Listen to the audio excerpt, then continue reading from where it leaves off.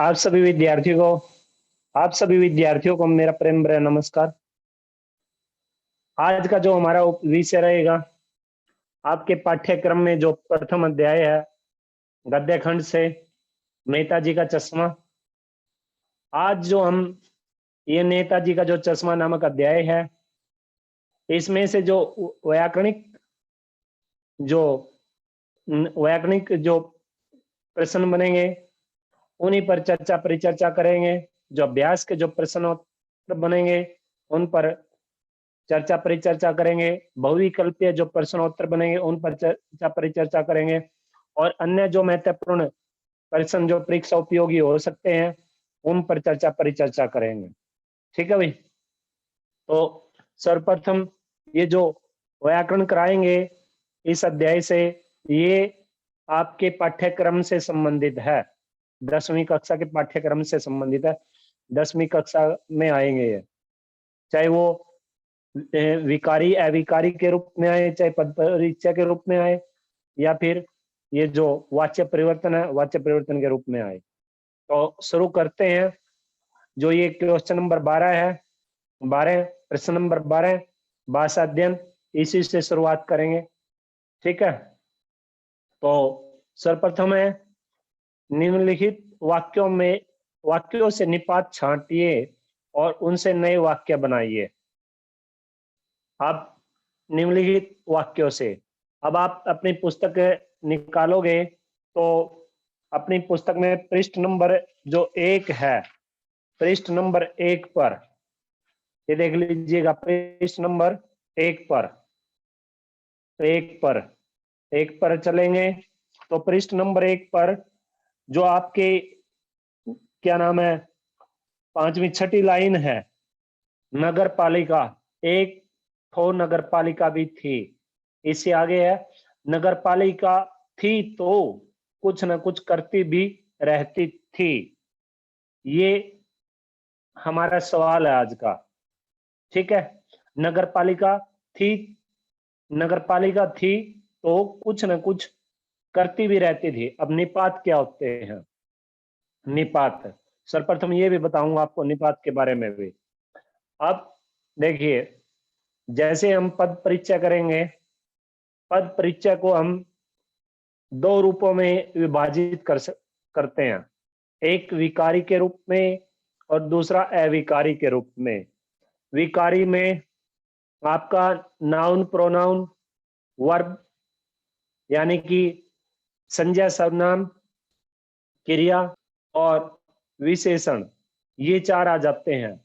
विकारी होते क्या हैं? विकारी होते हैं ऐसे शब्द जो जिनमें लिंग वचन काल कारक के अनुसार परिवर्तन किया जा सकता है, बदले जा सकते हैं, जिनके रूप को बदला जा सकता है लिंग वचन काल कारक के अनुसार। जैसे लड़का, लड़के, लड़कों, कुर्सी, कुर्सियां, चल, चलना, चलता, चलते।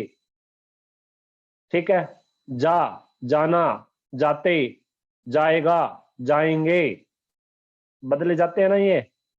तो ये तो होते हैं विकारी। दूसरा अविकारी। अविकारी क्या होता है? जिन शब्दों में लिंग वचन काल कारक के अनुसार कोई भी परिवर्तन नहीं होता उन्हें हम अविकारी कहते हैं, अविकारी। ठीक है। जैसे उदाहरण के तौर पर धीरे धीरे, इसलिए, क्योंकि, किंतु, परंतु, इधर उधर। ठीक है। तेज, तेज तेज, ही, भी, तक, मात्र। इस प्रकार के जो शब्द हैं ये क्या होते हैं? इस प्रकार के शब्दों में लिंग वचन काल कारक के अनुसार कोई भी परिवर्तन नहीं होता, उन्हें हम क्या कहते हैं? अविकारी कहते हैं। अब बात आती है अविकारी के कौन कौन से भेद होते हैं। पहला क्रिया विशेषण, फिर आपका संबंध बोधक, समुच्चय बोधक, विस्मयादि बोधक, और 5वां आता है निपात, जिस पर हम चर्चा परिचर्चा करेंगे। ठीक है। निपात। अब निपात क्या है? निपात जब भी जो कोई भी मुख्य शब्द है उस मुख्य शब्द के से पहले जब ये जुड़ जाता है तो उसमें बल बढ़ेगा, ताकत बढ़ेगा। जब इन इस प्रकार से के शब्दों से किया जाता है तो उसे निपात कहते हैं। और इस प्रकार के शब्द कौन से है? ही, बी, तक, मात्र, यानी। ठीक है, ये जो इस प्रकार नहीं, इस प्रकार के जो शब्द होते हैं ये निपात शब्द कहलाते हैं। आई बात समझ? ये पेपर में आएंगे आपके पद परीक्षा में। अब जो बात शुरू होती है हमारी इस पंक्ति से, नगर पालिका थी तो कुछ न कुछ करती भी रहती थी। अब इसमें अगर निपात को छांटा जाए तो इसमें निपात अगर निकालेंगे तो इस पंक्ति में निपात निकल जाएगा आपका भी। क्या निकलेगा? बी। मैंने आपको पहले बताया था कि ये कौन कौन से होते हैं? बी, मात्र, तक, केवल, ठीक है, यानी, इस प्रकार के जो शब्द होते हैं वो निपात होते हैं। ठीक है भाई, तो इस पंक्ति में बी शब्द निपात है। फिर आप आ जाइएगा इसी पृष्ठ पर, जो आपका दूसरा गद्यांश है। पूरी बात तो अब पता नहीं, लेकिन लगता है कि देश के अच्छे इसमें जो है, जो बहुत ही महत्वपूर्ण है, बहुत महत्वपूर्ण, पूरी जो परीक्षा उपयोगी है वो बता रहे हैं। वैसे तो बहुत सारे मिलेंगे इसमें आपको। ठीक है, इसमें जो आपकी है चौथी चौथी पंक्ति जो ये है, शासनावधि समाप्त होने की घड़ी में किसी स्थानीय कलाकार कोई अवसर देने का निर्णय किया गया होगा। यहाँ से किसी स्थानीय कलाकार को ही अवसर देने का निर्णय किया गया होगा। अब इसमें जो निपात निकलेगा, इसमें निपात निकलेगा ही। क्या निकलेगा इसमें? ही। ठीक है, अब इसी में, इसी पृष्ठ पर जो अंतिम गद्य है, इस अंतिम गद्यांश है, और अंतिम गद्यांश में अंतिम जो पंक्ति है, यानी चश्मा तो था लेकिन संगमरमर का नहीं था। संगमरमर का नहीं था, तो इसमें जो निपात निकल कर आएगा यानी, इसमें निपात क्या निकल कर आएगा? यानी। अब अगले पृष्ठ पर आ जाइएगा आप, पृष्ठ नंबर 2 पर। तो इसमें पृष्ठ नंबर 2 पर अंत से अंतिम का ध्यान से देखेंगे।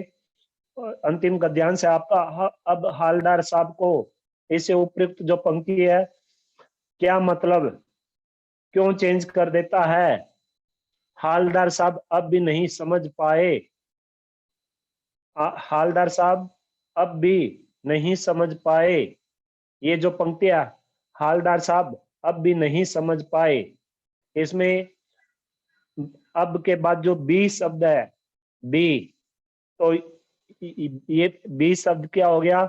निपात हो गया। क्या हो गया ये? निपात।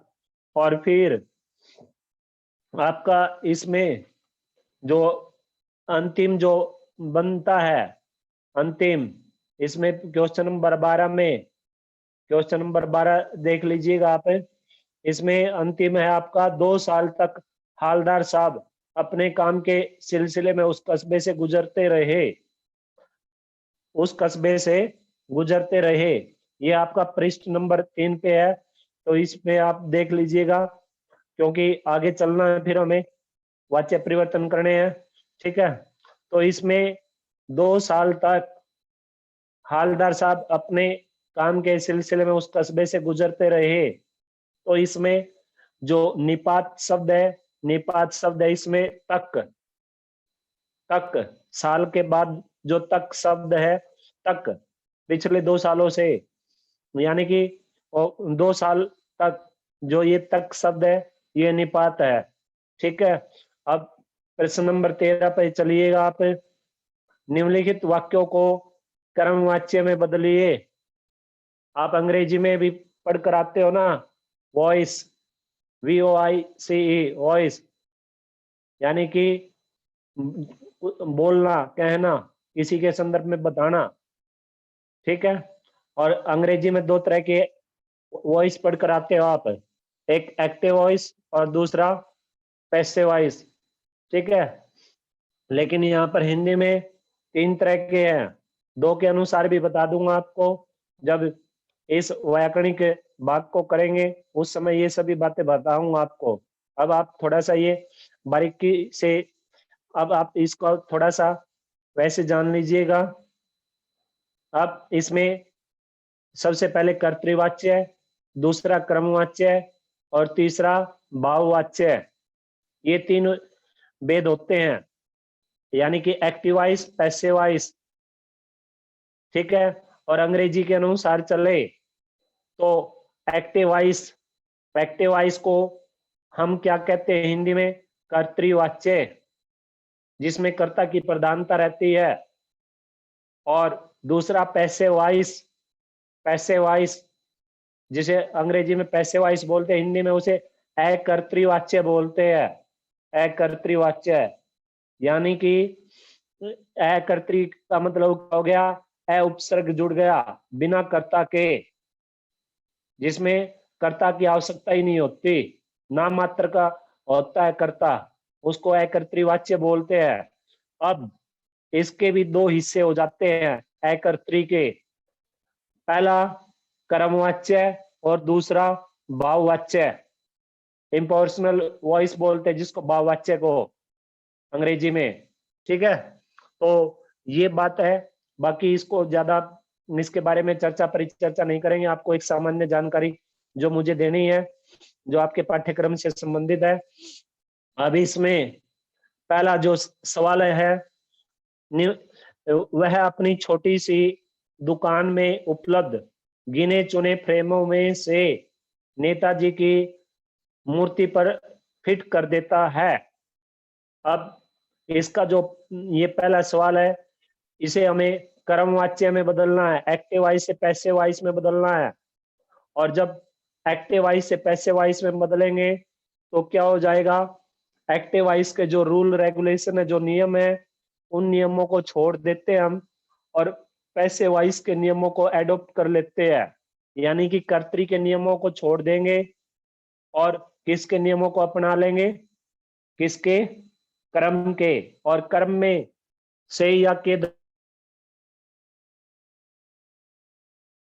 प्रयोग होगा, से का प्रयोग होगा या के द्वारा का, या द्वारा का भी प्रयोग होता है इसमें कर्मवाच्य में, इस बात का विशेष ध्यान रखिएगा आप, ठीक है। वैसे तो 8-9 नियम है, बहुत सारे ऐसे नियम है, लेकिन जब इस टॉपिक को करेंगे उस समय ये सभी बातें बताऊंगा आपको। तो इसमें आप चलें तो इसका जो क्रमवाच्य बन जाएगा वो बनेगा, उसके द्वारा अपनी छोटी सी दुकान में उपलब्ध गिने चुने फ्रेमों में से नेताजी की मूर्ति पर फिट कर दिया जाता था। अब इसमें एक और बात है, क्रमवाच्य में जा धातु का प्रयोग होता है। कौन सी धातु का प्रयोग होता है, जा धातु का प्रयोग इसमें होता है, और सकर्मक क्रिया का प्रयोग होता है, सकर्मक क्रिया का। और किसकी प्रधानता रहती है, क्रम की प्रधानता रहती है। बहुत सारे नियम है इसमें, ठीक है। तो आगे है, आगे चलिएगा। पान वाला नया पान खा रहा था, इसको भी कर्मवाच्य में बदलना है। तो इसे हम कैसे बदलेंगे, पान वाले के द्वारा नया पान खाया जा रहा था, पान वाले के द्वारा नया पान खाया जा रहा था, ठीक है। फिर तीसरा, आगे है तीसरा, पान वाले ने साफ बता दिया था, पान वाले ने साफ बता दिया था, इसको भी क्रम में बदलना है। तो कैसे बदलेंगे, पान वाले के द्वारा साफ बता दिया गया था, पान वाले के द्वारा साफ बता दिया गया था। फिर चौथा है, ड्राइवर ने जोर से ब्रेक मारे, ड्राइवर ने जोर से ब्रेक मारे। अब ये क्या बन जाएगा इसका क्रम में, इसे अगर क्रम में बदलेंगे तो क्या बनेगा, ड्राइवर के द्वारा जोर से ब्रेक मारे गए, ड्राइवर के द्वारा जोर से ब्रेक मारे गए। और ये जो ज्यादा तो है ना, ये जरूरी नहीं है हर एक वाक्य में जब कर्म वाच्य में बदलोगे तो उसमें प्रयोग होगी, नहीं, वो कर्म की प्रधानता के अनुसार प्रयोग होगी। ठीक है, चलिए आगे, अगर उसकी आवश्यकता है वो बताऊंगा आपको, ये सभी नियम किधर किधर ये प्रयोग होती है ज्यादा। तो आगे है, नेताजी ने देश के लिए अपना सब कुछ त्याग दिया। अब इसका कर्म अगर बदलेंगे, इसे क्रम में बदलेंगे तो क्या बन जाएगा, नेताजी के द्वारा देश के लिए अपना सब कुछ त्याग दिया गया, अपना सब कुछ त्याग दिया गया। आगे है, अंतिम है, हालदार साहब ने चश्मे वाले की देशभक्ति का सम्मान किया। बहुत ही महत्वपूर्ण है ये, अंडरलाइन कर लीजिएगा इसको। ये 2018-19 के परीक्षा में सीबीएसई के बोर्ड द्वारा ये क्वेश्चन पूछा गया था पेपर में। ये बातें क्यों बताई जा रही है, ये इसलिए बताई जा रही है, एग्जामिनर होता है पागल माइंडेड होता है, वो हाफ माइंड होता है, उसका पता नहीं, जब पेपर बनाना शुरू करता है उसका पता नहीं कहां से किधर से वो ग्रामर पोर्शन निकाल के दे देता है, क्वेश्चन निकाल के दे देता है। ठीक है, और पिछले पिछले 3 या 4 वर्षों से हम देखते आ रहे हैं कि जो सीबीएसई परीक्षा बोर्ड, जो सीबीएसई बोर्ड है, यानी कि जो एग्जामिनर के तौर पे जहाँ वहां पर काम करते हैं, वो क्या करते हैं, आपके पाठ्यक्रम में जो अध्याय है या जो कविता है उन्हीं में से व्याकरण है जो 16 अंकों की आएगी आपके पेपर में, उन्हीं में से वो क्वेश्चन बनाकर दे देते हैं। ठीक है भाई, तो ये जो क्वेश्चन था हमारा, यानी कि ये जो प्रश्न था, हालदार साहब ने चश्मे वाले की देशभक्ति का सम्मान किया, इसको अगर क्रमवाच्य में बदलेंगे तो क्रमवाच्य में कैसे बदला जाएगा, ये हालदार साहब के द्वारा चश्मे वाले की देशभक्ति का सम्मान किया गया। ठीक है भाई, दोबारा सुन लीजिएगा, हालदार साहब के द्वारा चश्मे वाले की देशभक्ति का सम्मान किया गया, ये इसका जवाब बन जाएगा, ये इसका क्रमवाच्य बन जाएगा। अब जो प्रश्न नंबर 14 है इसको भी एक बार देख लीजिएगा, नीचे लिखे वाक्यों को भाववाच्य में बदलिए, नीचे लिखे वाक्यों को भाववाच्य में बदलिए, जैसे अब चलते हैं, अब चला जाए। ठीक है, अब देखिए, पहला है, माँ बैठ नहीं सकती, माँ बैठ नहीं सकती। अब अगर इसको क्रम में बदलेंगे तो क्या बन जाएगा, माँ के द्वारा बैठा नहीं जा सकता। ठीक है, और भाव बदलेंगे, अगर, क्योंकि हमें तो भाव भाव हमारे से तो भाव पूछा गया है, तो भाव क्या बन जाएगा, भाव में एक बात और है, भाव वाच्य में से का प्रयोग होता है, और साथ के साथ में भाव वाच्य में असमर्थता के लिए, असमर्थता के लिए नहीं शब्द का प्रयोग होता है। असमर्थता, जब कोई किसी काम के सामर्थ्य नहीं हो, योग्य नहीं हो, मैं चल नहीं सकता, चलने में असमर्थ है, मैं गा नहीं सकता, गाने में असमर्थ है, मैं पढ़ नहीं उससे पढ़ा नहीं जाता, थर्ड पर्सन में बात होती है वैसे तो इसमें, अन्य पुरुष में। ठीक है, उससे पढ़ा नहीं जाता, उससे पढ़ा नहीं जाता। ठीक है, पढ़ने में असमर्थ है, नाचने में असमर्थ है, खाने में असमर्थ है, पीने में असमर्थ है, सोने में असमर्थ है, जाने में असमर्थ है। इस प्रकार की असमर्थता दिखाने के लिए नहीं शब्द का प्रयोग होता है। ठीक है, आई बात समझ। और इसमें कौन सी क्रिया का प्रयोग होता है, 10% इसमें सकर्मक क्रिया का प्रयोग होता है और 90% इसमें अकर्मक क्रिया का प्रयोग होता है। ठीक है भाई, ये बातें बताएंगे आपको जब इस विषय पर चर्चा परिचर्चा करेंगे। तो हमारा जो सवाल था, माँ बैठ नहीं सकती, इसको भाव में बदलना है तो क्या बन जाएगा, माँ से बैठा नहीं जाता, माँ से बैठा नहीं जाता। फिर दूसरा है, मैं देख नहीं सकती, मुझसे देखा नहीं जाता, मुझसे देखा नहीं जाता। फिर तीसरा है, चलो अब सोते हैं, चलो अब सोया जाए, चलो अब सोया जाए। फिर चौथा है, माँ रो भी नहीं सकती, माँ रो भी नहीं सकती, माँ से रोया भी नहीं जाता, माँ से रोया भी नहीं जाता। अब ये जो व्याकरणिक जो भाग थे आपके, जो इस अध्याय से संबंधित, ये मैंने आपको बता दिए। अब बात चलती है, जो चर्चा परिचर्चा होगी अभ्यास के प्रश्नोत्तर पर करेंगे। तो सर्वप्रथम है, सेनानी ना होते हुए भी चश्मे वाले को लोग कैप्टन क्यों कहते थे? इसका जवाब है, अति महत्वपूर्ण है, क्योंकि देखो सबसे पहले तो ये था कि जो चश्मे वाला था वो कोई सेनानी नहीं था, और न ही वह देश की किसी फौज में सम्मिलित था, लेकिन फिर भी जो लोग हैं उसे कैप्टन कहकर बुलाया करते थे। इसका कारण यही था कि चश्मे वाले के अंदर देशभक्ति की भावना कूट कूट कर भरी हुई थी, और वो अपनी शक्ति के अनुसार, अपनी ताकत के अनुसार देश के निर्माण में अपना महत्वपूर्ण योगदान देता था। कौन देता था? जो फेरी वाला था, यानी कि जो चश्मे बदलता था, जिसको कैप्टन कहकर पुकारा करते थे। और उस कैप्टन के कस्बे में क्या था? एक चौराहा था, और उस चौराहे पर नेताजी सुभाष चंद्र बोस की मूर्ति नगर पालिका वालों ने स्थापित करा दी थी।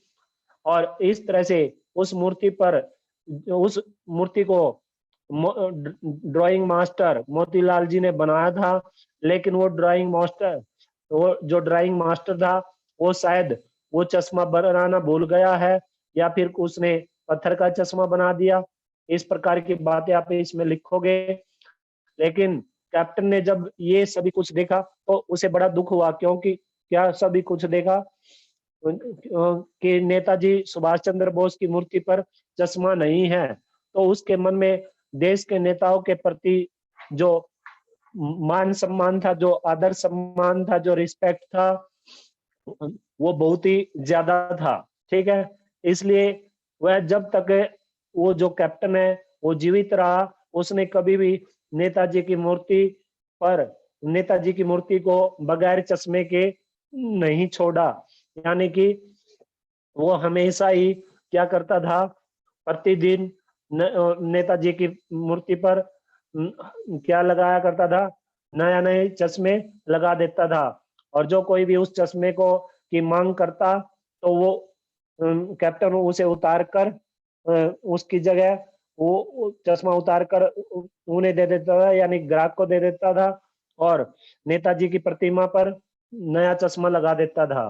ठीक है, इसी भावना के कारण, इसी देशभक्ति की भावना के कारण लोग उस व्यक्ति को क्या कहते थे? कैप्टन कहकर पुकारा करते थे। ठीक है भाई, आगे चलिएगा। दूसरा, हालदार साहब ने ड्राइवर को पहले चौराहे पर गाड़ी रोकने के लिए मना किया था, लेकिन बाद में तुरंत रोकने को कहा। इसमें तीन अंश है इसमें। पहला है, हालदार साहब पहले मायूस क्यों हो गए थे? अब इसका जवाब जान लीजिएगा। हालदार साहब पहले मायूस इसलिए हो गए थे क्योंकि हालदार साहब चौराहे पर लगी नेताजी सुभाष चंद्र बोस की मूर्ति को बिना चश्मे के कभी भी देख नहीं सकते थे। और जब से कैप्टन मरा था, तब से किसी ने भी नेताजी की मूर्ति पर कोई चश्मा नहीं लगाया था। इसलिए जब हालदार साहब कस्बे से गुजरने लगे तो उन्होंने ड्राइवर से विनती की कि आज के बाद इस चौराहे पर कभी भी गाड़ी मत रोकना। ठीक है, ठीक है। तो आगे दूसरा है, मूर्ति पर सरकंडे का चश्मा क्या उम्मीद जगाता है? अब इसका जो आंसर बनेगा वो क्या बन जाएगा कि मूर्ति पर सरकंडे का चश्मा यही उम्मीद जगाता है कि जब हालदार साहब जब भी चौराहे से गुजरते तो वो न चाहते हुए भी उनकी जो नजर है, किन की नजर, हालदार साहब की नजर, उनकी नजर यानी कि हालदार साहब की नजर नेताजी की मूर्ति पर हमेशा ही चली जाया करती थी। और मूर्ति को देखकर उन्हें आश्चर्य हुआ, क्योंकि मूर्ति पर उस दिन हालदार साहब ने देखा कि सरकंडे का चश्मा लगा हुआ है। और सरकंडे का चश्मा देखकर हालदार साहब के हृदय में ये उम्मीद जाग गई कि आज के बच्चे कल को देश के निर्माण में अवश्य ही अपना महत्वपूर्ण योगदान देंगे। और अब उन्हें कभी भी चौराहे पर नेताजी की जो मूर्ति है वो बिना चश्मे के कभी भी दिखाई नहीं देगी। यही मूर्ति पर सरकंडे का चश्मा उम्मीद जगाता है। ठीक है, आगे है तीसरा, हालदार साहब इतनी सी बात पर भावुक क्यों हो उठे। अब हालदार साहब इतनी सी बात पर भावुक इसलिए हो उठे क्योंकि चौराहे पर नेताजी की मूर्ति पर बच्चे के हाथ से बना जो सरकंडे का चश्मा देखकर हालदार साहब भावुक हो गए। और वो वहां पर जाकर क्या खड़े हो गए, उस मूर्ति के पास यानी कि नेताजी की मूर्ति के पास जाकर अटेंशन में खड़े हो गए थे। ठीक है, और नेताजी की मूर्ति पर चश्मा लगाने वाला कोई और नहीं, उस क्षेत्र में कोई और नहीं था, इसलिए उन्होंने ड्राइवर को वहां रुकने से मना कर दिया था। लेकिन जब उन्होंने नेताजी की मूर्ति पर सरकंडे का चश्मा देखा तो उनका जो मन है वो भावुक हो गया। और उनकी नम आंखों से नेताजी की मूर्ति को उन्होंने क्या किया, नतमस्तक होकर हालदार साहब ने नेताजी की मूर्ति को क्या किया, नतमस्तक होकर उन्हें प्रणाम किया। यानी कि उनकी आंखें भर आ गई थी। ये अंत में ये पंक्तियां भी है, ये देख लीजिएगा आपके अध्याय में इस प्रकार की पंक्तियां। मूर्ति की आंखों पर सरकंडे से बना छोटा सा चश्मा रखा हुआ था, जैसे बच्चे बना लेते हैं। हालदार साहब भावुक है और इतनी सी बात पर उनकी आंखें भर आई। यानी कि उस प्रतिमा के पास जाकर, नेताजी की प्रतिमा के पास जाकर हालदार साहब क्या हो गए थे, अटेंशन में खड़े हो गए थे। ठीक है, आगे है तीसरा, आशय स्पष्ट कीजिए। आशय स्पष्ट कीजिए। बार बार सोचते क्या होगा उस कौम का जो अपने देश की खातिर घर गृहस्थी जवानी जिंदगी सब कुछ छोड़ देने वालों पर हंसती है और अपने लिए बिकने के मौके ढूंढती है। इस पंक्ति का आशय स्पष्ट करना है, भावार्थ बताना है। अब इस पंक्ति का आशय यही है कि जो लेखक है, लेखक बार बार यही सोचता है कि उस देश के लोगों का क्या होगा जो अपने देश के लिए सब कुछ, अपना सब कुछ न्योछावर कर देते हैं, समर्पित कर देते हैं देश को, लेकिन फिर भी जो अन्य लोग हैं वो क्या करते हैं, उन पर हंसते हैं। और जो देश के लिए अपना घर परिवार जवानी यहाँ तक कि अपने प्राणों को भी न्योछावर कर देते हैं, लेकिन फिर भी लोग उन पर हंसते हैं, उनका मजाक उड़ाते हैं। दूसरों का मजाक उड़ाने वालों के पास लोग जल्दी ही आजकल क्या हो जाते हैं, एकत्रित हो जाते हैं। इस प्रकार से हमें यही बात बताती है कि इस प्रकार से जो ऐसा कोई अगर व्यक्ति है, या तो उसका साथ छोड़ दीजिएगा या उसे समझाने का प्रयास कीजिएगा। अगर न भी समझे तो आप उसे दरकिनार कर ले। ठीक है, तो आगे है, पान वाले का एक रेखा चित्र प्रस्तुत कीजिए। चौथा जो सवाल है इसमें, ये पान वाले की दुकान चौराहे पर थी और वो जो दुकान थी पान वाले की वो उस चौराहे पर थी जिस चौराहे पर नेताजी सुभाष चंद्र बोस की मूर्ति नगर पालिका वालों ने प्रतिष्ठापित की हुई थी। ठीक है, और पान वाले का जो रंग था वो काला था, वो शरीर से मोटा था, उसकी आंखें भी हंसती थी और उसकी तोंद बहुत बड़ी थी, और जब वो हंसता था तो उसकी तोंद भी हंसती थी, यानी कि उसकी तोंद बाहर निकल आई थी। और जब किसी भी बात पर हंसता तो उसकी तोंद गेंद की तरह क्या करती थी, ऊपर नीचे उठती रहती थी। ठीक है, और वह स्वभाव से खुश मिजाज था। जो पान वाला था वो स्वभाव से क्या था, खुश मिजाज था। और बार बार पान खाने से उसके दांत क्या हो गए थे, लाल काले बत्तीसी दांत उसके दिखाई दे रहे थे। और कोई भी बात करने से पहले वो अपने मुंह में क्या ठूस लेता था, क्या ठोक लेता था, पान का एक टुकड़ा अपने मुंह में रख लेता था। यह उसकी आदत बन चुकी थी, ऐसी उसकी क्या हो चुकी थी, आदत बन चुकी थी। और पान वाले के पास हर किसी की पूरी जानकारी उसके पास रहती थी, पान वाले के पास। ठीक है भाई, ये उसका रेखा चित्र है पान वाले का। फिर पांचवा है, वो लंगड़ा क्या जाएगा फौज में, पागल है पागल है। ये तो मैंने आपको पहले भी बता रखा है, वैसे तो ये सभी मैंने आपको पहले भी बताए थे। ठीक है, ये इससे संबंधित कोई प्रतिक्रिया नहीं की जाएगी, क्योंकि ये बार बार बता चुके हैं हम आपको। आगे है रचना और अभिव्यक्ति से, ये अति महत्वपूर्ण जो इसमें है, इसमें आप आ जाइएगा प्रश्न नंबर 8 पर। वैसे तो ये सभी करोगे आप, लेकिन इसमें जो बहुत ही महत्वपूर्ण है, प्रश्न नंबर 8 में कस्बों, शहरों, महानगरों के चौराहों पर किसी न किसी क्षेत्र के प्रसिद्ध व्यक्ति की मूर्ति लगाने का प्रचलन सा हो गया है। ठीक है, तो इसमें 3 अंश है, पहले 2 अंश अति महत्वपूर्ण है। इस तरह की मूर्ति लगाने का क्या उद्देश्य हो सकता है, क्या उद्देश्य हो सकते हैं?